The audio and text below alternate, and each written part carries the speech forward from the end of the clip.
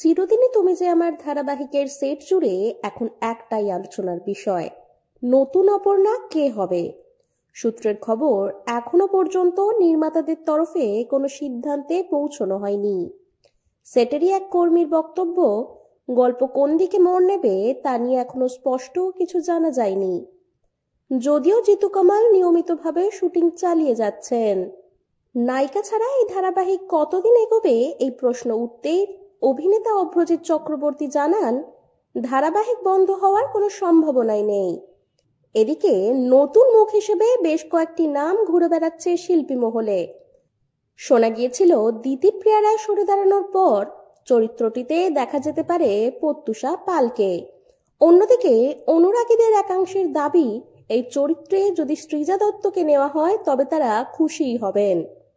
এই প্রসঙ্গে সৃজার সাথে যোগাযোগ করা হলে তিনি জানান, অনেক সময় কাজের নানা ধরনের আলোচনা হতে থাকে, তবে এই মুহূর্তে কোনো ধারাবাহিক আমি সই করিনি।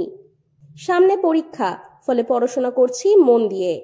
সূত্রের খবর অনুযায়ী নতুন কোনো অভিনেত্রীর লুক টেস্টও এখনো ঠিক মতো শুরু হয়নি, তাই আপাতত গল্পে দেখানো হচ্ছে অপর্ণা নিখোঁজ।